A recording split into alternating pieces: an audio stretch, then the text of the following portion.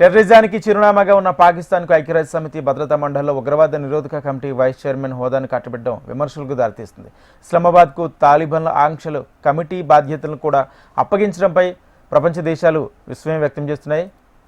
మరోవైపు భద్రతా మండలి తీసుకున్న ఈ నిర్ణయాన్ని కౌన్సిల్లోని మిగిలిన సభ్యులు సైతం వ్యతిరేకిస్తున్నట్లు అధికార వర్గాలు పేర్కొన్నాయి. జనవరిలో జరగాల్సిన ఐక్యరాజ్య సమితి కమిటీల కేటాయింపు ప్రక్రియ కేవలం పాక్ డిమాండ్లపై ఏకాభిప్రాయం లేకపోవడంతోనే 5 నెలలు ఆలస్యమైందని అధికారులు పేర్కొన్నారు. పాకిస్తాన్ మంకుపట్టు అహేతుక డిమాండ్లపై మండలిలో ఇతర సభ్యులు విసిగిపోయారని అధికారులు తెలిపారు. దీంతో ఉగ్రవాదంపై భారత్ను లక్ష్యంగా చేసే పాక్ ప్రయత్నాలను ఇతర సభ్యులు మద్దతు పలికేందుకు సిద్ధంగా లేనట్లే తెలుస్తుంది. యుఎన్ఎస్సి శాశ్వత సభ్యులు China, France, Russia, UK, America ఏ కమిటీకి నాయకత్వం వహించడానికి ఇష్టపడలేదని పేర్కొన్నారు. ఎందుకంటే ఆ దేశాలకు హోదాలతో పనిలేదని, అవన్నీ ఏకాభిప్రాయంతో పనిచేస్తున్నాయని అధికారులు తెలిపారు.